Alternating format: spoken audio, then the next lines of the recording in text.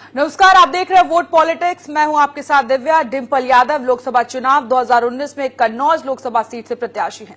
डिंपल यादव आज शक्ति प्रदर्शन के बाद अपना नामांकन भरेंगे। इस दौरान उनके साथ अखिलेश यादव सहित सपा बसपा के कई बड़े नेता मौजूद रहेंगे। डिंपल यादव को लेकर उनके समर्थकों में गजब का उत्साह नजर आ रहा है। नामांकन से पहले रोड शो की तैयारी की गई है। नामांकन के बाद एक जनसभा का आयोजन भी किया जाएगा। रोड शो को देखते हुए पुलिस ने पुख्ता व्यवस्था की है। देश के सबसे बड़े राजनीतिक घराने की बड़ी बहू डिंपल यादव की पहचान सिर्फ अखिलेश यादव की पत्नी के रूप में नहीं, वो सपा मुखिया मुलायम सिंह यादव की बहू और भारतीय सेना के रिटायर्ड कर्नल CS रावत की बेटी हैं।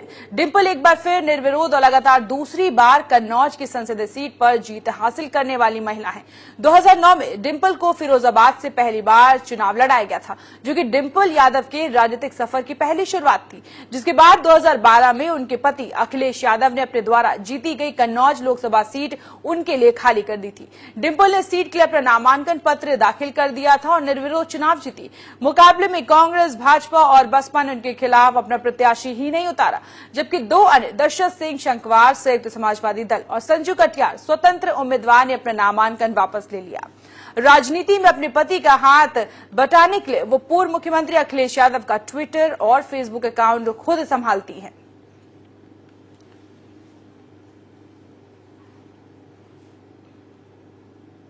और आइए ग्राफिक्स के जरिए डिंपल यादव के राजनीतिक सफर के बारे में बताते हैं। तो चुनाव मैदान में डिंपल लगातार तीसरी बार कन्नौज सीट से दावेदारी पेश कर रही हैं। 2014 में कन्नौज सीट से ही जीत हासिल की थी डिंपल यादव ने। बात की जाए तो 2012 के उपचुनाव में भी कन्नौज विजेता रही थी डिंपल यादव। 2009 में फिरोजाबाद संसदीय सीट के उपचुनाव में वो हार गई थी। लगातार तीसरी बार कन्नौज सीट से इस बार डिंपल यादव दावेदारी पेश कर रहे हैं और आज उनका नामांकन है।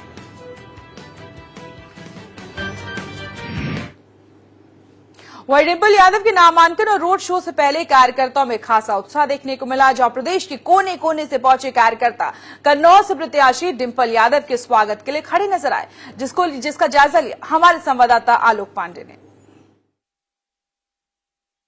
हम यहाँ कन्नौज के तिरवा रोड पे हैं, जहां से डिंपल यादव का रोड शो शुरू होगा। आज उनका नामांकन है। सबसे पहले तो हम दिखाएं आपको कि ये वही सड़क है, रोड है, एक्सप्रेसवे से जैसी ये फ्लीट उतरेगी इसी रोड से निकलेगी और आपको दिखाएं कि किस तरीके से भीड़ है। सबसे पहले देख लीजिए और अपने महिला सांसद का स्वागत, जो प्रत्याशी बन के आ रही हैं, सब महिलाएं सबसे आगे हैं और ये वो चेहरे हैं जो कन्नौज के जाने माने चेहरे हैं, समाजवादी पार्टी के लिए लगातार काम कर रहे हैं। आप यहीं से हैं? क्या कहना है? मैं अमेठी जिले से हूँ, प्रदेश महासचिव हूँ समाजवादी पार्टी में, महिला सभा में। और हम लोग पहले बात बधाई देना चाह रहे हैं नवरात्र के उपलक्ष्य में, और भारी से भारी मतों से अब की देख लीजिएगा कि डिंपल हमारी भाभी जी बहुत अच्छे मतों से जीतेंगी। आप भी बताइए, आप तो लखनऊ सीधी चली आ रही हैं। जी, लखनऊ से आ रहे हैं, पूरी हमारी टीम साथ में आई है और मैं तो कह रही हूँ माननीय सांसद जी की ये जीत ऐतिहासिक होगी, एक रिकॉर्ड कायम करेगी कि किस तरह से कन्नौज की लोकप्रियता और पूरे उत्तर प्रदेश की आज कितनी लोकप्रिय सांसद कितने भारी मतों से विजयश्री प्राप्त करेंगी। ये आज का जो शक्ति स्वरूपा माँ का आज पहला दिन है, ये बिल्कुल ये आज बता रहा है यहाँ की लोकप्रियता को कि हम कितने भारी मतों से माननीय डिंपल जी को जिता के लोकसभा में भेजेंगे। गीता जी नवरात्र को भी जोड़ रही हैं और सही बात है, डिंपल जी का एक निर्विरोध यहाँ से सांसद चुना जाना अपने आप में इतिहास था। कुछ बताइए, क्या तैयारी है और क्या माहौल है? माहौल तो बहुत अच्छा है और हम तो इसी क्षेत्र के हैं और चाहते हैं कि भाभी जी तो बहुत बड़ी जीत होगी, उत्तर प्रदेश में सबसे बड़ी जीत होगी वो भाभी जी की। और नवरात्रि का आज पहला दिन है, तो आप देखिए माता रानी कितनी शक्ति देंगी, और वो महिला के पास शक्ति है। और आप लोग सम्मान से माता रानी की कृपा से भाभी जी को देखिए, हम यहाँ पे लगातार महिलाओं की संख्या देख रहे हैं, साथ में पार्टी के और भी लोग हैं। बताइए। देखिए, ये कन्नौज लोकसभा जो है अपने आप में इसका बहुत बड़ा एक इतिहास रहा है। ये डॉक्टर राम मनोहर लोहिया जो समाजवादी विचारधारा के शीर्ष पुरुष रहे हैं, उनकी ये कर्म भूमि रही है और इस कर्म भूमि पर माननीय नेताजी ने, माननीय अखिलेश यादव जी ने और उसके बाद आदरणीय डिम्पल यादव जी का जो यहाँ प्रतिनिधित्व हो रहा है, ये कहीं न कहीं यहाँ की जनता पूरी तरह से उत्साह से बिल्कुल सराबोर है। और उसमें भी नवरात्र के दिन आज जो है उनका नामांकन अपने आप में एक जो है महिलाओं के लिए और एक शक्ति के रूप में जो है एक उत्साह जो है अपने आप में प्रदर्शित कर रहा है। इसलिए हम ये मानते हैं कि ये पूरे प्रदेश में एक बड़ी लंबी जीत होगी। नतीजे और परिणाम ईवीएम के बाद ही आएंगे। जोश और उत्साह हम आज ही देख ले रहे हैं कि यहाँ पर समाजवादी पार्टी के, चाहे महिलाओं की बात की जाए, उनके समर्थकों की बात की जाए, या जो समाजवादी पार्टी के नेता दिख रहे हैं, इन सब से लग रहा है कि वो जोश में भरे हुए हैं और नामांकन से ही, आज से ही वो मान रहे हैं कि डिम्पल जी जीत रही हैं। लेकिन सबसे बड़ी बात यही है कि जनता का फैसला आखिरी फैसला होता है, उस दिन तक के लिए हमें इंतजार करना पड़ेगा। पर गठबंधन का साथ है और परंपरागत सीट है और इसका फायदा डिम्पल यादव को साफ नजर मिल रहा है। कैमरामैन शाहनवाज के साथ आलोक पांडे, नेशनल वॉइस, कन्नौज। तो सबकी निगाह डिम्पल यादव पर टिकी हुई है और स्टूडियो से लाइव हमारे साथ नेशनल वॉइस के एडिटर कुमार भावेश चंद्र भी जुड़ चुके हैं। तो भावेश जी, बात की जाए तो एक तरफ सबकी निगाह डिम्पल यादव पर दूसरी तरफ आज फतेहपुर में प्रियंका गांधी वाड्रा भी रोड शो करेंगी, जनसभा को संबोधित करेंगी और प्रत्याशी जो है कांग्रेस से राकेश सचान के लिए वोट अपील भी कर रही है। बिल्कुल दिव्या, अगर देखा जाए तो इस तरह से एक दिलचस्प सियासी तस्वीर बन रही है प्रदेश में, क्योंकि दोनों ही डिम्पल यादव और प्रियंका गांधी वाड्रा दोनों ही कह सकते हैं मोदी के खिलाफ चुनाव के मैदान में हैं। एक तरह से उनके खिलाफ प्रचार कर रही हैं। प्रियंका गांधी पहले भी यहाँ रोड शो कर चुकी हैं, लखनऊ में रोड शो कर चुकी हैं। उसके बाद उन्होंने गंगा यात्रा की और वाराणसी गई। उसके अलावा उन्होंने फैजाबाद में भी रोड शो किया। फैजाबाद में भी वो लोगों से मिली और वहाँ पे एक उनका जिस तरह का राजनीतिक कार्यक्रम रहा है। और आज डिम्पल यादव जो है अपने इलाके में, कन्नौज में, एक तरह से भारतीय जनता पार्टी के खिलाफ जो है बिगुल फूकेंगी। तो ये एक दिलचस्प तस्वीर है कि दो महिलाएं आज के दिन जो है नवरात्र का पहला दिन है और दो महिलाएं चुनाव मैदान में आज एक तरीके से मोदी को कह सकते हैं, मोदी का जो कह सकते हैं, मोदी के नाम पर भारतीय जनता पार्टी जो दावे कर रही है, जो वोट मांग रही है, जो जिस तरीके से अपना राजनीति को आगे बढ़ा रही है, उसमें इन दोनों महिलाओं का किस तरह से रोल बनता है, ये देखने वाली बात होगी। और जनता इनको किस तरीके का समर्थन देती है, जनता में इनकी बातों का किस तरह से असर होता है, ये देखने वाली बात होगी। तो बड़ा दिलचस्प नजारा है ये आज कहा जाए उत्तर प्रदेश की राजनीति में नवरात्र के पहले दिन। तो ये दिलचस्प है बिल्कुल। इसको इस रूप में नोट किया जाना चाहिए कि महिलाओं जो है उत्तर प्रदेश में दो महिलाएं आज सामने आई हैं और वो अपना चुनाव प्रचार कर रही हैं। मैं डिम्पल यादव की बात को थोड़ा आगे बढ़ाता हूं कि डिम्पल यादव का जो यहाँ पे कन्नौज में उनकी जो लड़ाई है वो पिछले 14 की लड़ाई के मुकाबले किस तरीके से देखा जा रहा है, क्योंकि 14 में मोदी की लहर थी और भारतीय जनता पार्टी का जो कैंडिडेट था सुब्रत पाठक, उनको जो है पिछली बार थोड़ी ज्यादा बढ़त मिली थी। क्योंकि ये मैं देख पा रहा हूं, एक हमारे पास फिगर है जो 14 के चुनाव की जो तस्वीर है, उसमें उनका वोट परसेंट 21% बढ़ा था और डिम्पल यादव का वोट परसेंट गिरा था। बावजूद इसके डिम्पल यादव की जीत हुई थी। और ये बात मैं इसलिए कह रहा हूं कि मोदी लहर में भारतीय जनता पार्टी को 21% वोट का एक उछाल देखा गया था, वो उछाल इस बार नहीं रहने वाला है। और दूसरी बात जो डिम्पल यादव के पक्ष में जा रही है वो ये कि इस बार बसपा का वोट भी उसकी ओर आकर्षित होगा, क्योंकि महागठबंधन है। समाजवादी पार्टी और बसपा के बीच में एक महागठबंधन उत्तर प्रदेश में काम कर रहा है और कहीं न कहीं जमीन पे कार्यकर्ताओं का एक मेल मिलाप, जो ये दोनों पार्टियों के बारे में आमतौर पर विरोधी इस बात को प्रचारित करते रहे कि ये दोनों आपस में लड़ते रहे, इन दोनों का राजनीतिक वैमनस्य जो है सबके सामने रहा है। लेकिन एक जिस तरह से सियासी तस्वीर, नई तस्वीर उभरी है, उसमें ये दोनों पार्टियों के बीच में बिल्कुल एक कह सकते हैं कि सिर्फ दो दलों का मिलन नहीं, दो दिलों का मिलन, कुछ इस तरह की तस्वीर उभरने लगी है। और इसीलिए महागठबंधन की चुनौती भारतीय जनता पार्टी के लिए उत्तर प्रदेश में एक बड़ी चुनौती के तौर पर दिखाई दे रही है। और खास तौर पर उन सीटों पर तो जहां पे समाजवादी पार्टी के छत्रप, अब कह सकते हैं कि उन्नाव की सीट भी, ये कन्नौज की सीट भी किस तरीके से समाजवादी पार्टी के फेवर में जाती रही है लंबे समय तक। 96 के बाद लगातार समाजवादी पार्टी को यहाँ पे कामयाबी मिलती रही है। यहाँ से मुलायम सिंह रहे हैं, उसके पहले एक कार्यकर्ता समाजवादी पार्टी के कार्यकर्ता जो है मैं प्रदीप कुमार यादव यहाँ से चुनाव जीते थे वो 98 में। उसके बाद मुलायम सिंह वहां से जीते, उसके बाद अखिलेश यादव जीतते रहे और अब डिम्पल यादव पिछले कह सकते हैं कि पिछले 2 चुनाव जीत चुकी हैं, एक उपचुनाव जीती हैं और अब एक 14 में उन्होंने एक पूरे 5 साल टर्म वहां बिताया है, वहां 5 साल उन्होंने काम किया है और उसके बाद 19 में एक बार फिर अपनी परीक्षा के लिए वहां पे मौजूद हैं। और आज वहां पे जो रैली हो रही है उस रैली में बसपा और सपा का जो मेल जोल दिखाई दे रहा है, जो बसपा और सपा के कार्यकर्ताओं में जो जोश दिखाई दे रहा है, उसी के आधार पर हम आकलन ये कर रहे हैं कि वहां पे समाजवादी पार्टी की लड़ाई भारतीय जनता पार्टी के मुकाबले थोड़ी मजबूत दिखाई देती है। अब ये चुनाव के दिन और ये वोटिंग के दिन पता चलेगा। चौथे दौर में शायद यहाँ पे चुनाव है, मुझे ठीक से याद नहीं आ रहा है, लेकिन यहाँ जब चुनाव होंगे तब पता चलेगा कि किस तरीके से समाजवादी पार्टी और बसपा का गठबंधन वहाँ काम किया और भारतीय जनता पार्टी की असली ताकत अब कहाँ पहुँचती है, ये देखना होगा। और ये दिलचस्प नजारा है इस वक्त कन्नौज का। बिल्कुल भाभी जी, और सबकी निगाहें टिकी हुई हैं डिम्पल यादव के रोड शो, उनके नामांकन को लेकर। अगर भाभी जी बात की जाए तो कल सपा अध्यक्ष अखिलेश यादव ने मैनिफेस्टो भी जारी किया था एक नई दिशा और महापरिवर्तन को लेकर। क्या लगता है जो महापरिवर्तन का नारा दिया गया है ये इस बार टक्कर दे पाएगा बीजेपी को?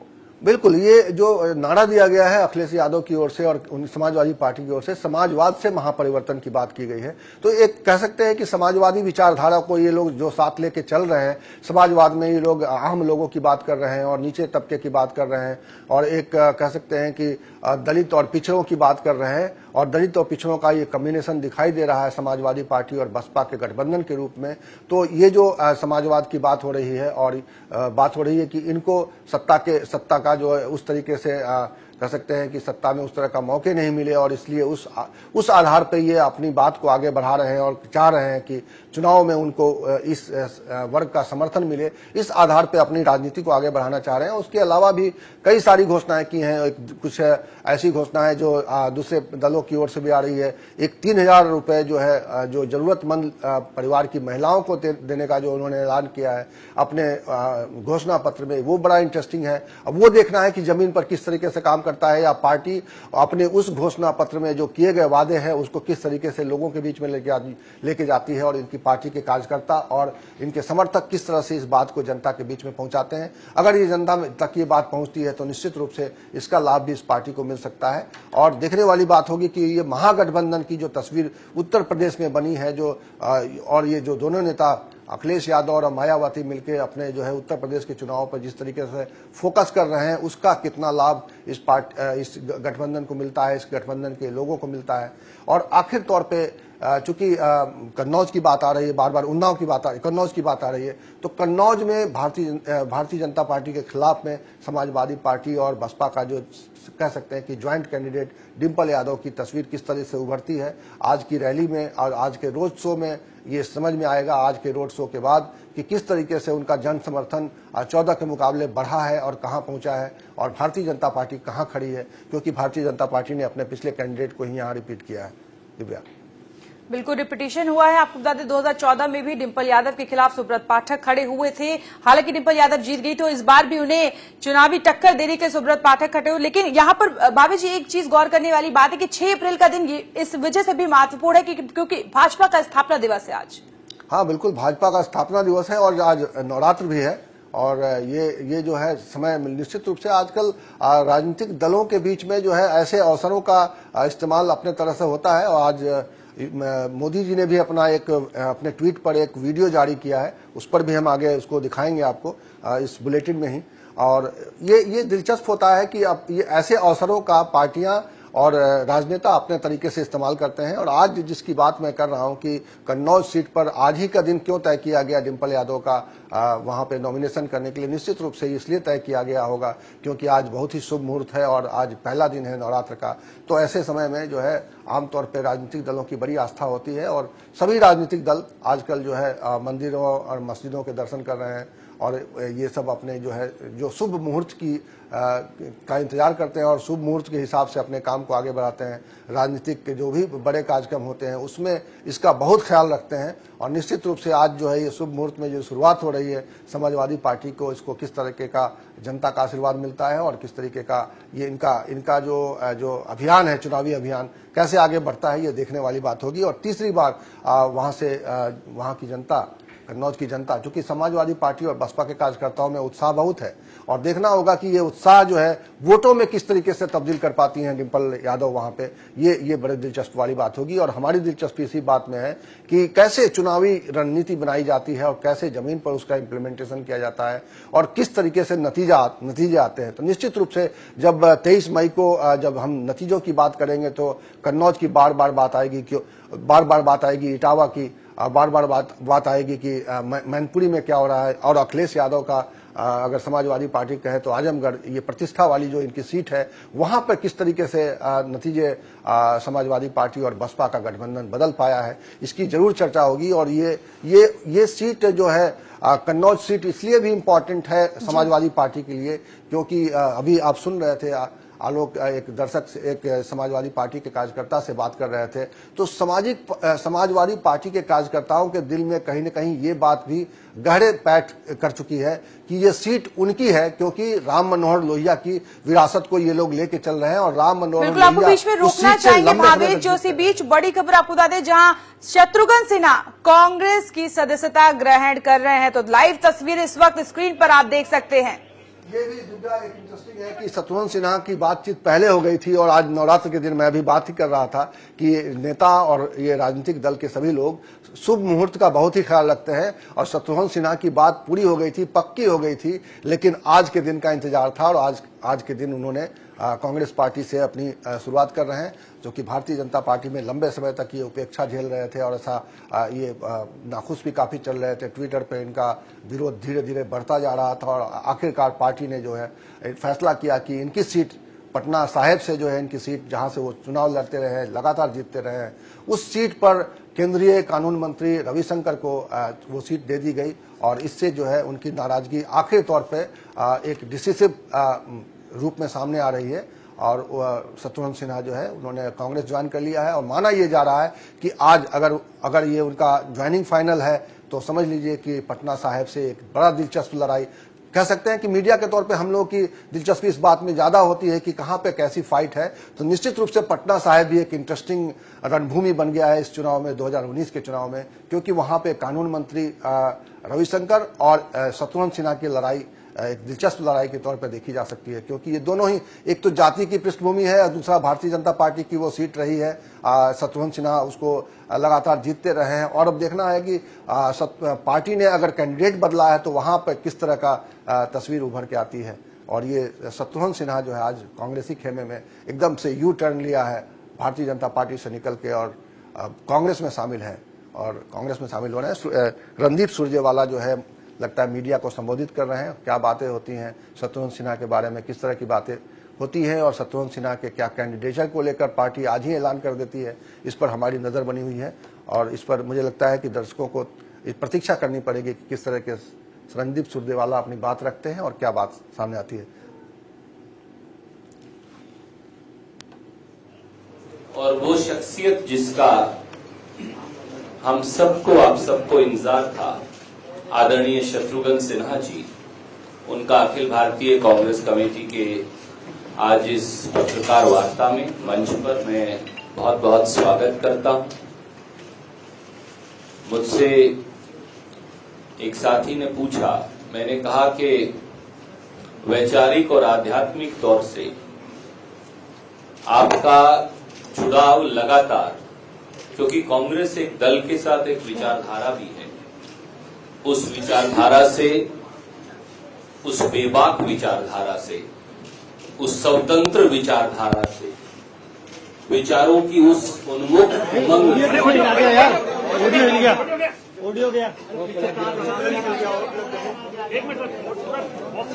ऐसे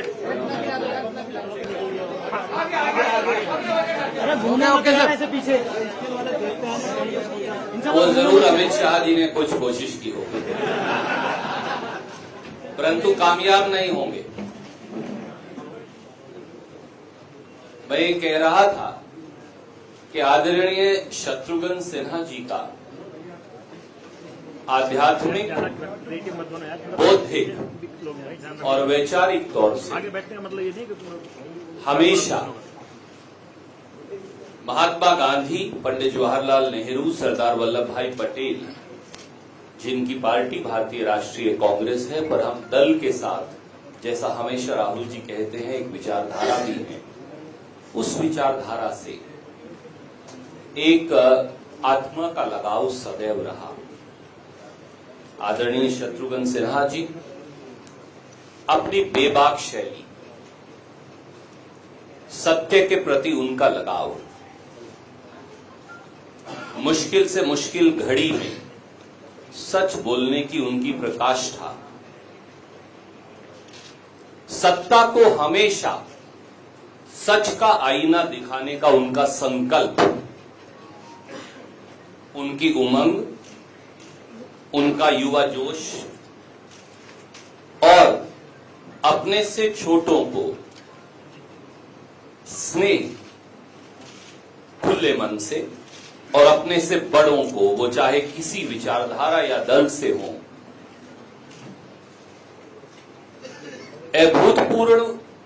अभूतपूर्व आदर देने वाले शत्रुघ्न सिन्हा जी ने श्री राहुल गांधी जी और कांग्रेस की दल की और आत्मा की बौद्धिक विचारधारा दोनों के साथ जुड़ने का निर्णय किया है। कांग्रेस के करोड़ों करोड़ों कार्यकर्ता इससे अभिभूत हैं और कांग्रेस परिवार में आपका स्वागत करते हैं। सबसे पहले मैं अनुरोध करूंगा पार्टी के जनरल सेक्रेटरी एडमिनिस्ट्रेशन और फिर बिहार के प्रभारी शक्ति सिंह गोहिल जी से कि वो अपनी बात कहेंगे और फिर आदरणीय शत्रुघ्न सिन्हा जी अपनी बात, आदरणीय केसी वेणुगोपाल जी। Good morning to all of you. This is one of the most happiest moment for entire Congress Parivar and the people of India. That one of the best parliamentarian, best politician of the country is a best politician is joining in Indian National Congress today. Actually, a best politician was in a wrong party. Now he is in the right party. He met Honorable Congress President 1 week before, and Congress President has overwhelmingly welcomed him to the Indian National Congress. I think in the present scenario of Indian elections, parliament elections, this will going to be a further strength and energy for the forces for uniting India and to fight against the unwanted divisive strategies and policies of Narendra Modi government. Certainly, Shत्रुघ्न Sinha ji is well known all over India. You know, we know, being a superstar in Bollywood. Now also still he is enjoying the superstar power in all over India. Wherever we used to be in the parliament, sometimes wherever we are going, people are very much attracted by his simplicity, his way of talking, his way of approach, everything. Therefore, actually, this election is going to be a fight against the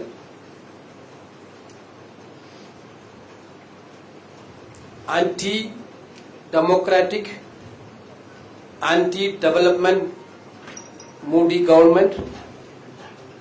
We are witnessing a lot of enthusiasm among the public of all over India.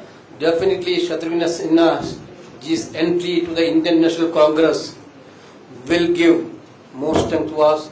We are very happy to welcome to you the family of Indian National Congress. Now Shatrughan Sinha ji is the member of the family of Indian National Congress. Thank you. Shri Shakti Singh Gohil जी।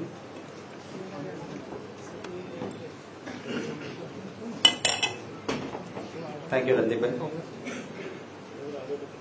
मैं शत्रुघ्न सिन्हा जी आज कांग्रेस परिवार में शामिल हो रहे हैं, इनका तहे दिल से स्वागत करता। तो बड़ी खबर आपने देखी, बीजेपी के शत्रु हो चुके शत्रुघ्न सिन्हा ने अब कांग्रेस का दामन थाम लिया। लगातार चर्चा में हमारे साथ स्टूडियो में मौजूद है भावेश जी। तो भावेश जी, यहां पर बीजेपी के जो शत्रु थे शत्रुघ्न सिन्हा, उन्होंने कांग्रेस का दामन थाम लिया।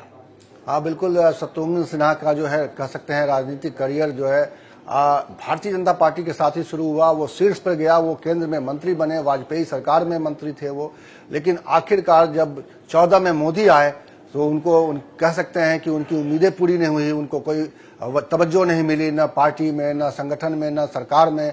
तो इसकी वजह से वो लगातार निराश चल रहे थे, लगातार उपेक्षित चल रहे थे और लगातार विरोध उनका जो है शुरू हुआ। और धीरे धीरे विरोध का लेवल ये आया कि एक समय में शत्रुघ्न सिन्हा, यशवंत सिन्हा और अरुण जेटली और इन सब का एक ऐसा एक गठजोड़ बन गया जो साइडलाइन थे भारतीय जनता पार्टी की मुख्य धारा की सियासत में। ये सारे लोग सियासत के हाशिए पे चले गए और धीरे धीरे ये आखिरी वक्त पे जब फाइनली पटना साहिब से शत्रुघ्न सिन्हा का जब टिकट कट गया तो शत्रुघ्न सिन्हा ने एक तरह कह सकते हैं कि विद्रोह करते हुए बिल्कुल यू टर्न लिया है और कांग्रेस में, भारतीय जनता पार्टी की खिलाफत करने वाली जो है पार्टी कांग्रेस में अब वो शामिल हो गए हैं और कांग्रेस में अपना भविष्य देख रहे हैं। बड़ी इंटरेस्टिंग बात हो रही थी कि जो उनका जो परिचय करा रहे थे रणदीप सिंह सुरजेवाला, तो मुझे बहुत इंटरेस्टिंग लगा कि किस तरीके से सियासत में चीजों को प्रेडिक्ट कर दिया जाता है, किस तरह से बात को घुमाया जाता है, किस तरह से बात को बताया जाता है। उन्होंने कहा कि उनका आध्यात्मिक रूप से जो है वो महात्मा गांधी और नेहरू गांधी परिवार जो है उनके प्रति उनकी आस्था थी। अब ठीक है, ये बातें चूंकि कही जाती हैं, जब आदमी पार्टी बदलता है, आदमी आस्था बदलता है तो निश्चित रूप से ऐसी बातें कही जाती है। और वो उन्होंने कहा कि सत्य के प्रति हमेशा वो समर्पित रहे।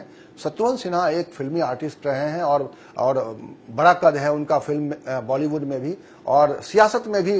कह सकते हैं कि भारतीय जनता पार्टी की राजनीति में भी उनका एक कद बहुत ही बड़ा था, लेकिन उस कद के हिसाब से मोदी सरकार के समय में उनको तवज्जो नहीं मिल रही थी और आखिरकार ये नजारा हम लोग देख पा रहे हैं कि वो शत्रुघ्न सिन्हा जो है अब भारतीय जनता पार्टी को छोड़कर कांग्रेस के हो चुके हैं आज नवरात्र के पहले दिन।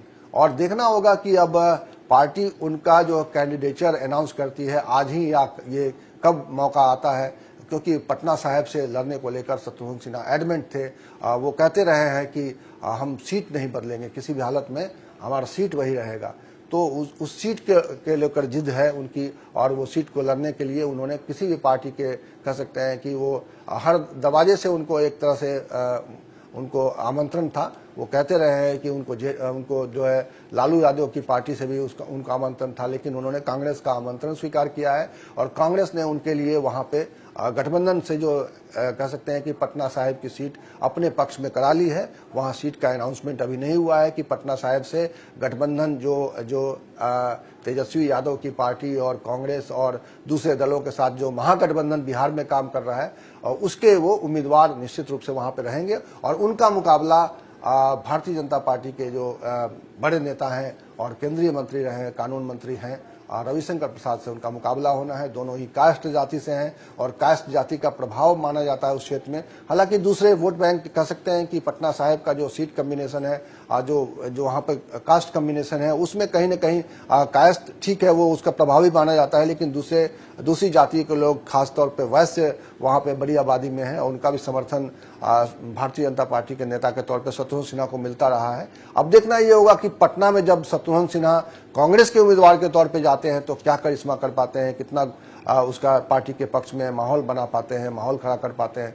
वहां बिहार के लिए वो बड़े कह सकते हैं कि बड़े स्टार हैं और बॉलीवुड में पहुंचे हुए आज की तारीख में अगर देखा जाए तो बिहार से सबसे बड़े स्टार हैं। उनका कद अमिताभ बच्चन के बराबर बिहार में माना जाता है और इस लिहाज से उनकी फैन फॉलोइंग है। इस लिहाज से चूंकि बीजेपी में सक्रिय रहे हैं और बीजेपी में उनको एक लंबे समय तक उनको तवज्जो मिलती रही है। वो केंद्रीय मंत्री रहे, जहाज रानी मंत्री थे जहां तक मुझे ध्यान आता है अटल बिहारी वाजपेयी की सरकार में, और लंबे समय तक वो कैबिनेट मंत्री रहे और उसके बाद उन्होंने वहां उनका काम भी दिखाई देता है, वहां उनका जन समर्थन है। अब देखना है कि वो अभी इस वक्त जब वहां भारतीय जनता पार्टी जो है एक कानून मंत्री को वहां पे उतार चुकी है, उन्हीं की जाति का, तब ये किस तरह का मुकाबला उनके खिलाफ में बनता है या उनके पक्ष में कैसा माहौल बनता है।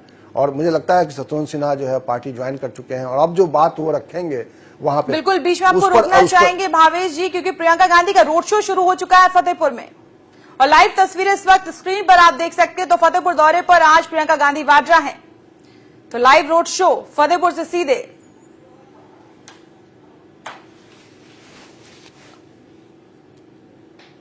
तो एयरपोर्ट के बाहर का नजारा इस वक्त स्क्रीन पर आप देख सकते हैं, जब थोड़ी देर बाद प्रियंका गांधी वाड्रा का रोड शो शुरू हो जाएगा। कांग्रेस प्रत्याशी राकेश सचान के समर्थन में वोट अपील करती प्रियंका गांधी वाड्रा कुछ देर बाद में नजर आएंगी। एयरपोर्ट के बाहर की तस्वीरें स्क्रीन पर।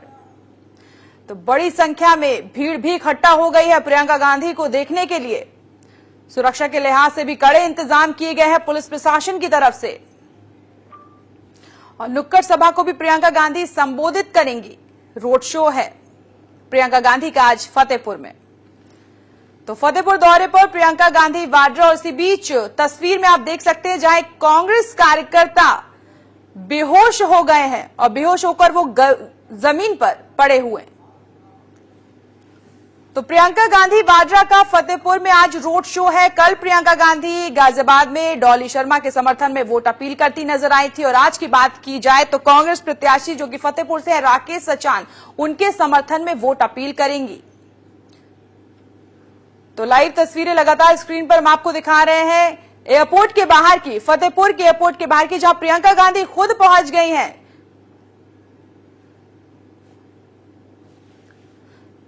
तो कानपुर एयरपोर्ट के बाहर की तस्वीरें इस वक्त स्क्रीन पर आप देख सकते हैं, जहां गर्मी की वजह से कांग्रेस कार्यकर्ता बेहोश होकर नीचे जमीन पर गिर गया और उसी वक्त प्रियंका गांधी वाड्रा भी वहां पहुंच गईं कांग्रेस कार्यकर्ता की हालत देखने के लिए। बताना चाहता हूं मैं अपने दर्शकों को दिव्या कि ये जो राकेश सचान जो अभी कांग्रेस के उम्मीदवार के तौर पर फतेहपुर में चुनाव लड़ रहे हैं, पिछला चुनाव इन्होंने समाजवादी पार्टी के टिकट पर वहां से लड़ा था और समाजवादी पार्टी के कह सकते हैं कि इन्होंने समाजवादी पार्टी को छोड़कर उन्होंने कांग्रेस ज्वाइन कर लिया है। और पिछली बार ज्योति निरंजन जो वहां से भारतीय जनता पार्टी की विजेता रही थी, भारतीय जनता पार्टी ने उनको वहां टिकट दिया था और वो केंद्र में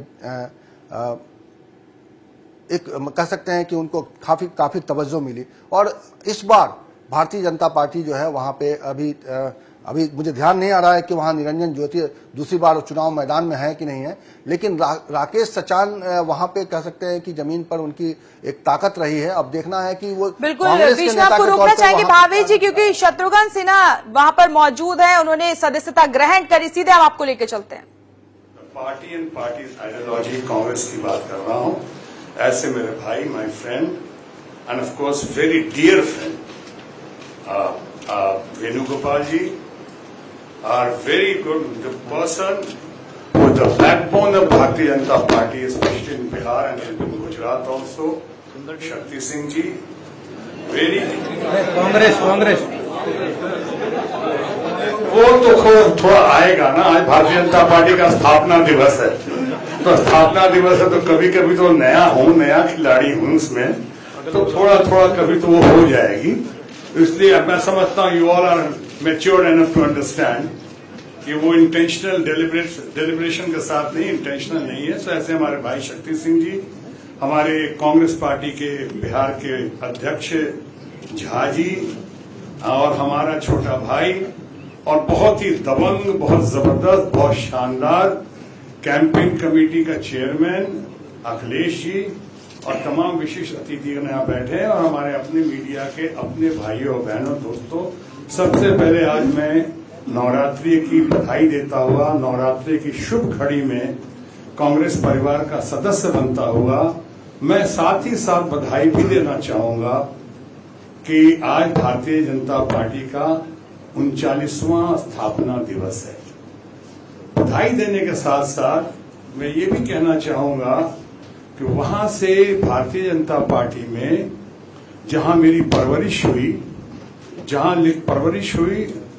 भारतीय जनता पार्टी के नहीं पूरे देश के महान नायक and social activist leader Bharat Ratna Nanaji Deshmukh ने मैं वहां जब मैं जयप्रकाश नारायण जी से प्रभावित होकर आया तो नानाजी देशमुख मुझे लेकर गए। उन्होंने थोड़ी मेरी परवरिश की और ट्रेनिंग दी और उसके बाद उन्होंने लेट एंड ग्रेट प्रधानमंत्री अटल बिहारी वाजपेयी जी के सुपुर्द किया। भारतीय जनता पार्टी के फ्रेंड, फिलोसफर, गाइड एंड गुरु, जिनकी हालत अभी जो हुई है हाल फिलहाल में आपको पता ही है, उन्होंने मार्गदर्शन दिया और उसके बाद बाकी और कुछ लोगों ने। लेकिन उसी दरमियान मुझे भारतीय जनता पार्टी में जब मैं शामिल हो रहा था उस वक्त आपके अपने भारतीय कांग्रेस के यानी ऑल इंडिया कांग्रेस के पार्टी के सुबोध कांत सहाय पब्लिक लाइफ में लेकर वो मुझे पहले गए। जब मुझे मेरी ट्रेनिंग हमारे स्वर्गीय कैलाशपति मिश्रा जी की अध्यक्षता में बिहार में हो रही थी, उस वक्त पब्लिक लाइफ में लेकर जाने वाला मुझे सुबोध कांत सहाय हैं। मैं उनका भी आज बहुत याद करता हूं। यहाँ पे और हमारे बहुत सारे समर्थक, प्रशंसक और मित्र और फैमिली फ्रेंड बैठे हैं। काम्या मल्होत्रा जी बैठी हुई हैं, 25 सालों से कह रही थी कि आपको तो कांग्रेस में होना चाहिए, आपको तो she is a hardcore Congress loyalist, और ये कहती थी कि नहीं, आप जैसा आदमी, इतना सेकुलर और इतना बढ़िया आदमी, आपको कांग्रेस में होना चाहिए, यू हैव टू इन कांग्रेस। और शुरू 25 साल, इसलिए आज मैं वो फैमिली फ्रेंडों ने आई हैं यहाँ पे, मैं साथ लाया कि देखो हमारी बात, उन्होंने कहा मेरा सपना साकार हो रहा है, आपका नहीं, मेरा सपना साकार हो रहा है, इसलिए मैं यहाँ आई हूँ आज देखने के लिए।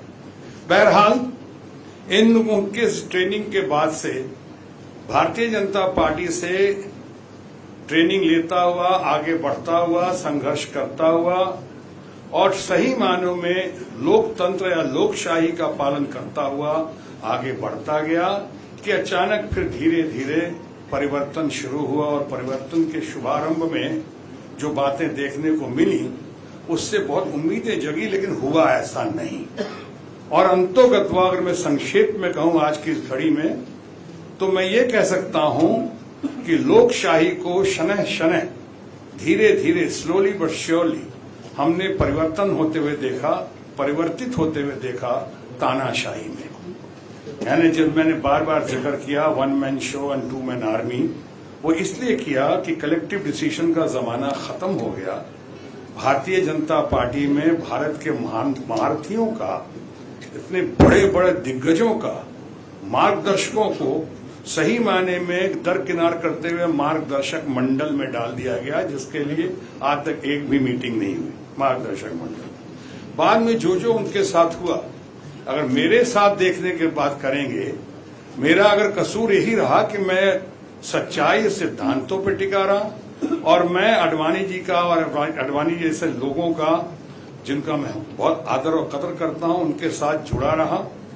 तो ऐसा हुआ कि धीरे धीरे पहले ऊपर से ही काटना शुरू किया। अगर आपको याद हो, अटल बिहारी वाजपेयी जी भूतपूर्व प्रधानमंत्री, उनके बारे में विशेष नहीं बोलूंगा इसलिए कि वो नहीं है, लेकिन आपने देखा होगा जसवंत सिंह जैसे महारथी को कैसे किस स्थिति में पहुंचाया गया।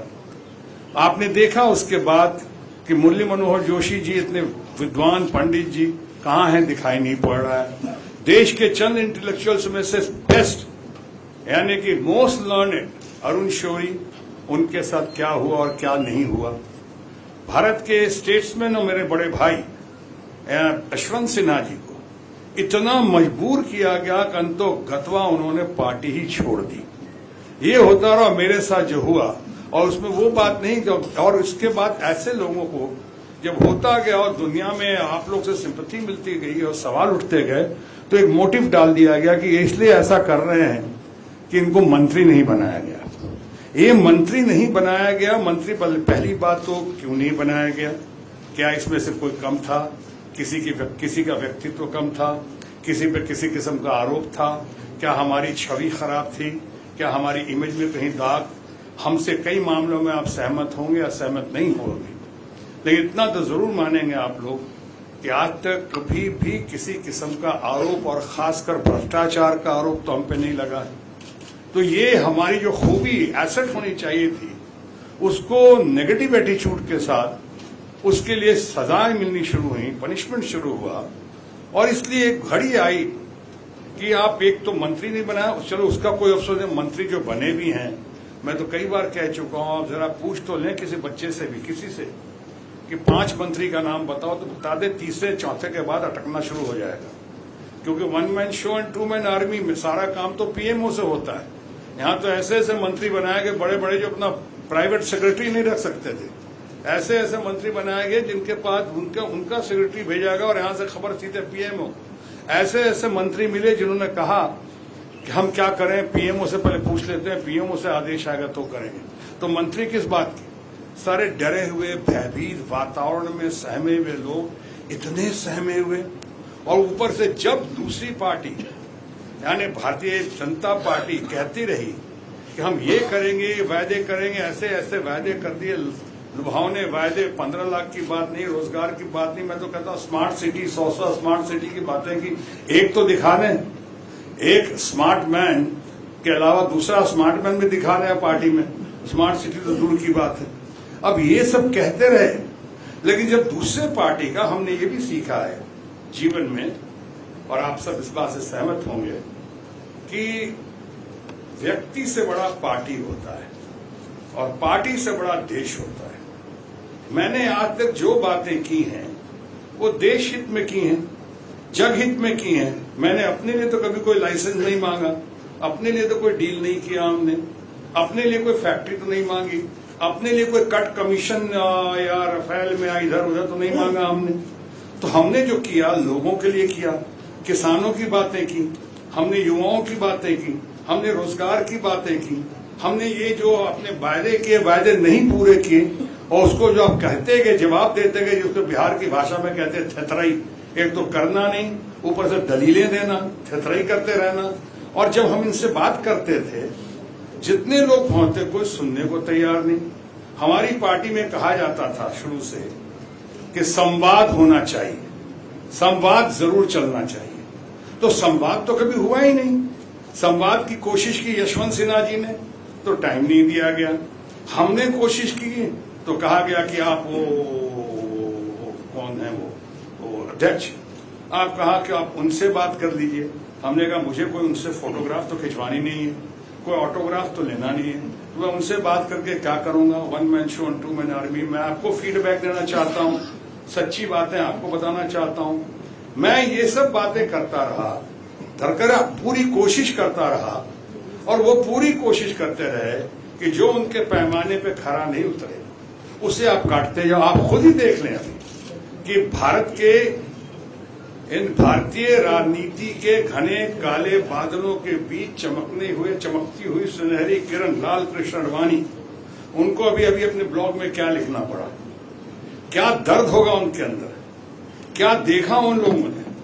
मुरली मनोहर जोशी जी कहाँ हैं, और जिनके पास जाए कहीं से कोई संरक्षण नहीं मिला, नहीं उन लोग की बात नहीं कर रहा हूं, अपनी पार्टी भारतीय जनता पार्टी के बड़े लीडरों के पास कभी कोई संरक्षण नहीं, कोई प्रोटेक्शन नहीं, कोई इंकरेजमेंट नहीं कि आपको ऐसा बोलने की क्या जरूरत है।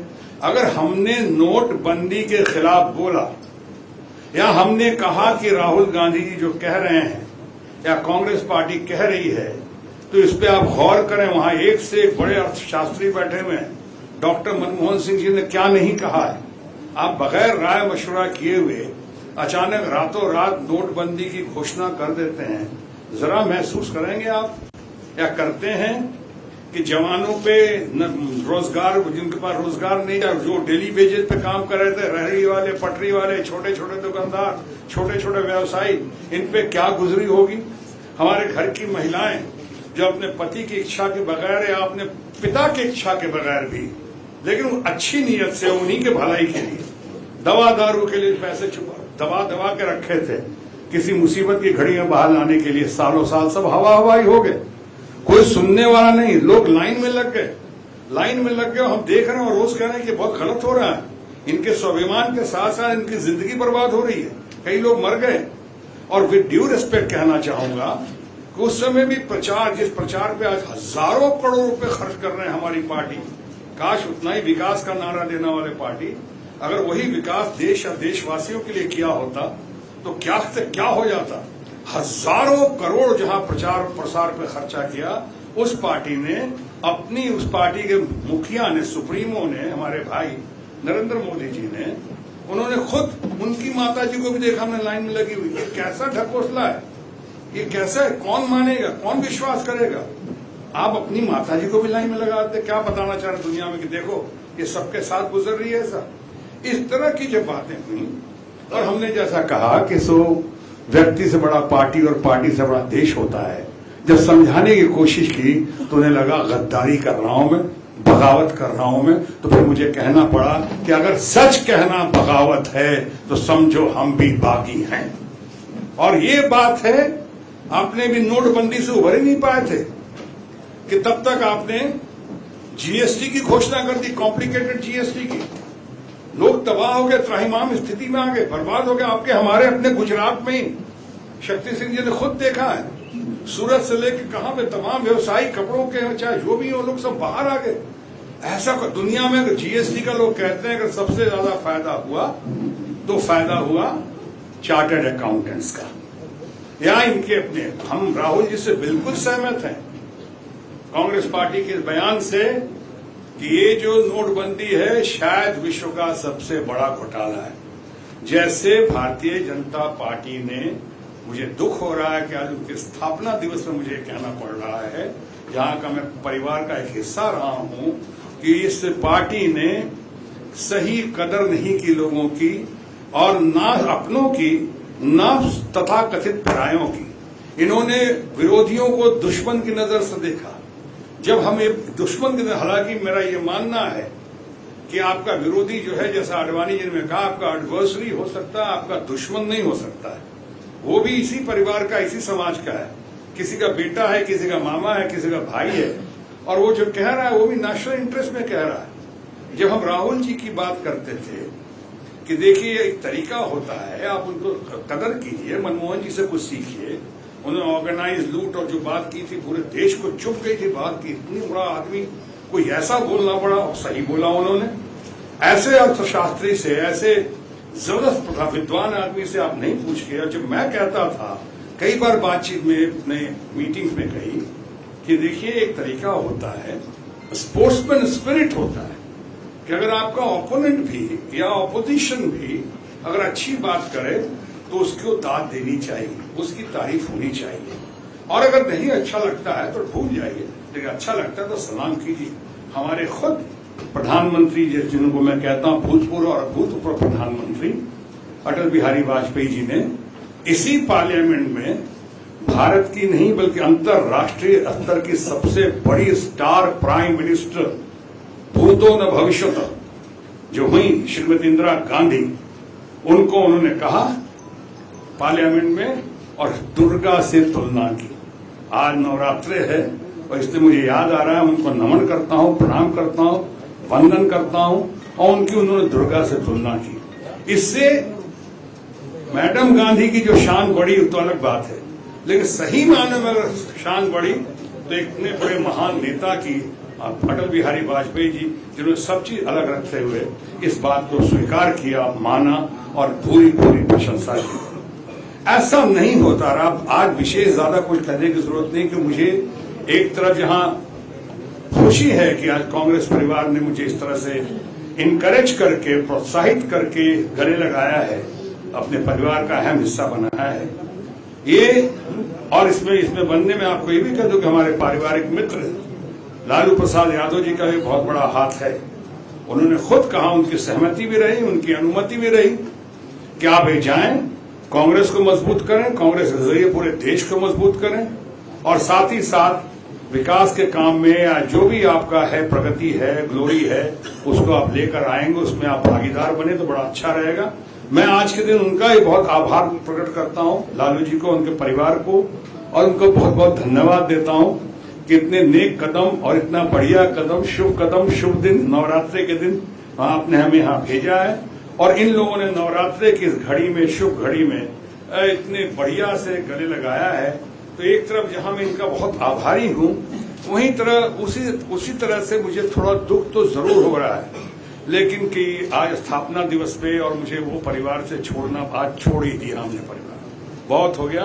वो धमकियां बहुत देते रहे कि शत्रुघ्न सिन्हा को निकाल दिया जाएगा, कब होगा तो एक्शन लिया जाएगा, तो कब लेंगे तो चुनाव के बाद लेंगे। नहीं लिया उन्होंने, या नहीं ले सके बहुत सारे कारणों से। लेकिन अब वो घड़ी आ गई है। मैंने कहा था मैं पार्टी नहीं छोड़ूंगा, लेकिन अगर पार्टी मुझे छोड़ना चाहे तो छोड़ सकती है। मैं उनकी भावना का स्वागत करूंगा।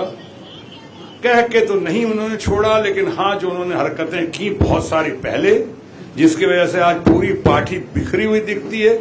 ये दुनिया की सबसे कीमती और सबसे बड़ी पार्टी नहीं, पार्टी का दफ्तर, मेरा ख्याल है वो भी शायद सैकड़ों हजारों करोड़ के बनाए हैं यहाँ पे। या इतनी बड़ी पार्टी में जिस तरह टेलीफोन से कोई सामने से गुजरा, कोई चाय लेके आया, उसको मेंबर बनाते गए और बनाते बनाते कोई कहता है 11 करोड़ मेंबर है, कोई बोलता है 7 करोड़ मेंबर है, कोई बोलता है 10 करोड़ मेंबर है। पता नहीं कैसे बने, कब बने, कहां बने, मैं तो चश्मदीद गवा रहा हूं।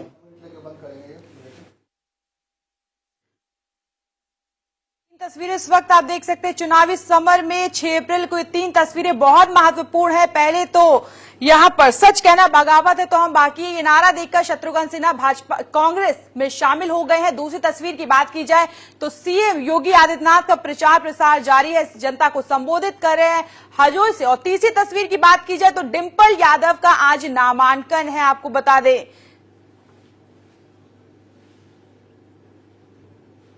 तो भावेश जी, यहां पर शत्रुघ्न सिन्हा ने काफी बड़ी बड़ी और अहम बातें की कि लोकशाही को धीरे धीरे परिवर्तित होता देखा है तानाशाही में।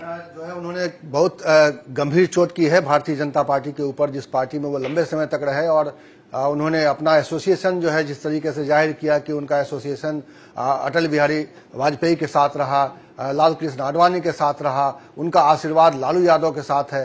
तो एक तरह से उन्होंने पॉलिटिकल एसोसिएशन अपने एक तरह से एक्सपोज किया और किस तरीके से वो कांग्रेस में आए हैं। और कांग्रेस में आके उन्होंने अपना एजेंडा क्लियर कर दिया कि वो मोदी सरकार पर बहुत ही गहरी चोट करने वाले हैं। उन्होंने ये कहा कि उम्मीदें जगी, 14 में बहुत उम्मीदें जगाई गई, लेकिन वो उम्मीदें पूरी नहीं हुई। और वहां पे धीरे धीरे लोकशाही जो है धीरे धीरे तानाशाही में धीरे धीरे बदलती गई, वो इसके खिलाफ थे और इस पर बातें करते रहे। उसके अलावा उन्होंने कहा कि कभी भी मोदी सरकार ने कलेक्टिव डिसीजन नहीं लिया। आज किसी भी मंत्री का कोई नाम नहीं जानता है तो वन मैन शो हो गया। और कह सकते हैं कि उन्होंने ये चोट किया कि वह 2 लोगों की पार्टी चल रही है, पूरा सरकार चल रहा है। इस तरीके से उन्होंने भारतीय जनता पार्टी पर जो है आज एक खुलकर जो प्रहार किया, जो अब तक दबे छुपे अपने ट्विटर के माध्यम से, अपने मीडिया में बयानों के माध्यम से वो भारतीय जनता पार्टी पर आक्रामक हो रहे थे, धीरे धीरे वो आज खुलकर सामने आ गए। और उन्होंने कांग्रेस के पक्ष में जिस तरीके की बात की है, उन्होंने उनका जब परिचय कराया गया तो ये कहा गया कि वो नेहरू और गांधी की परंपरा को मानते हैं और नेहरू और गांधी को अपने आदर्श मानते हैं, ये कहा गया। और उन्होंने ये भी सीधे सीधे मोदी पर हमला किया, कहा कि कोई भी स्मार्ट सिटी नहीं बन पाया, एक स्मार्ट मैन मुझे दिखाई देता है। तो वो ये तंज जो है उनका मोदी पे था।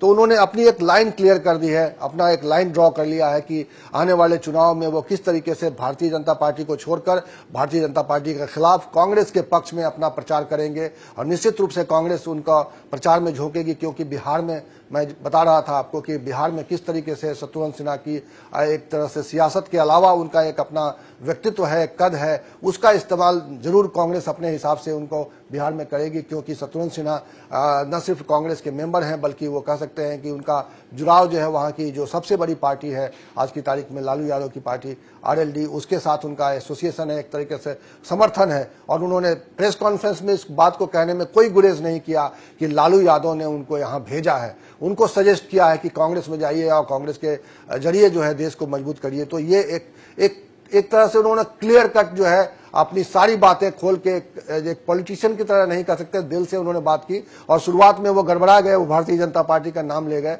कि क्योंकि वो लंबे समय तक भारतीय जनता पार्टी से जुड़े रहे हैं और इसीलिए आज भी उनके जुबान पे भारतीय जनता पार्टी है, लेकिन दिल से कहीं ना कहीं उनको गहरी चोट लगी है। इसलिए वो आज जब भारतीय जनता पार्टी की स्थापना दिवस है, उस मौके पर वो पार्टी छोड़ रहे हैं, इसकी कसक भी कहीं ना कहीं उनकी बात में दिखाई दी। तो ये कुल इस तरह की तस्वीर है। कहीं ना कहीं उन्हें बहुत दुख था। तस्वीरों के माध्यम से भी हमने देखा उनकी आवाज में, उनकी बातों में कहीं ना एक खलिश थी, लेकिन आक्रोश भी बरकरार था बीजेपी को लेकर। बहुत बहुत शुक्रिया करना चाहेंगे आपका। तो कांग्रेस में शामिल हो गए शत्रुघ्न सिन्हा, पटना साहिब से कांग्रेस की तरफ से प्रत्याशी, और उनके चुनावी टक्कर में मैदान में खड़े हैं कानून मंत्री रविशंकर प्रसाद। रोमांचक मुकाबला है, बहुत ही रोचक देखने के लिए, लेकिन कौन हासिल करेगा जीत, ये देखना दिलचस्प होगा। वोट पॉलिटिक्स में फिलहाल इतना ही। आप देखते रहिए नेशनल वॉइस। नमस्कार।